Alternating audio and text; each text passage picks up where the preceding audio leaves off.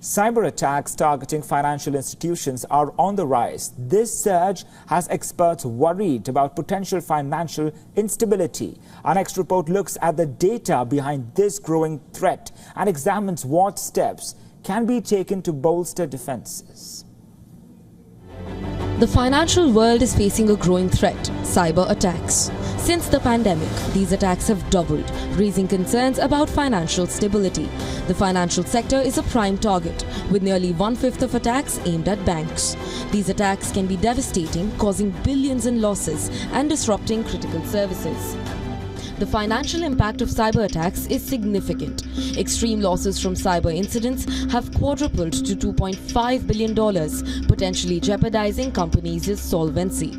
Even smaller attacks can cause reputational damage and require expensive security upgrades. These cyber threats are amplified by the financial sector's increasing reliance on third-party tech service providers, which can introduce vulnerabilities across multiple institutions. In South Africa's Lesotho, for example, a cyber attack crippled the central bank's payment system. To combat this growing threat, international cooperation and stronger cybersecurity measures are crucial. Currently, half of all countries lack national cybersecurity regulations for the financial sector. Experts recommend a multi-pronged approach, including improved cyber hygiene, data sharing, and robust response protocols. The IMF is actively supporting member countries in strengthening their cybersecurity frameworks to safeguard the financial system from this hidden economic time bomb. Bureau Report, WION World is One. To discuss this, we have a special guest with us today. Joining us is Sunil Sharma, Vice President of Sales at Sophos India and SARC. Sophos, welcome to the show. Thank you very much. I really appreciate, you calling me on this show on Sunday morning. Truly appreciate it. Thank you. My first question to you, Mr. Sharma. How has cybercrime become a bigger threat than economic slowdowns and conflicts? So the answer is in your question itself.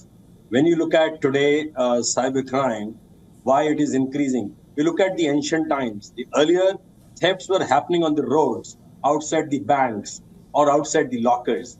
And today the money is there on the internet, my dear friend. So that's the reason that the threats and the attacks are happening on the internet.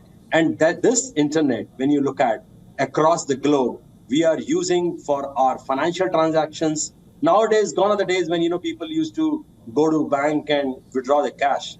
Today, everything, all transactions, starting from paying your bills to starting from paying, money to your friend, everything is happening. Even, look at the hawkers who are there on the street vendors. You are paying them on internet. So that is why globally, when you look at, you see 5G is happening. You see IoT is happening. All transactions happening on a cloud. And that's exactly the cybercrime is increasing in those areas. And what cost-effective solutions can small businesses implement to fortify their defenses?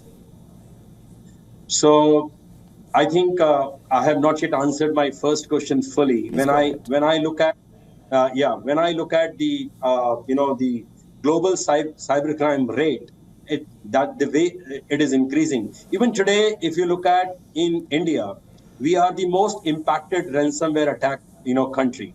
761 ransomware per minute. Can you imagine the kind of attacks which are happening? Out of that, when I look at the states, more than 70% of the ransomware attacks are coming from one state only, UP. So overall, when we look at the attacks, the kind of attacks which are happening, starting from, they are using phishing attacks, they are using ransomware attacks, they are actually exploiting the vulnerabilities. Now, what exactly vulnerabilities are? Primarily in the software, you have the patches which one has to apply to make sure that software is perfect. So these are the challenges and problems globally. Everyone and all his customers are able to see it. Now, answer to your second question is simply patching the vulnerability in your software. That's number one. Number two, awareness. let the user know that this is the kind of mails you are not supposed to be clicking on. That's major, very important. Third, the limited resources in the organizations can be taken care by using cybersecurity as a service. I think these are 3-4 steps, and password change frequently and having a robust password. These are 4 or 5 changes, which primarily gives an answer to your second question. Mr. Sunil Sharma, thank you for joining us on the broadcast to share with us your insights. Thank you very much. Really appreciate it. Thank you. For all the latest news, download the WION app and subscribe to our YouTube channel.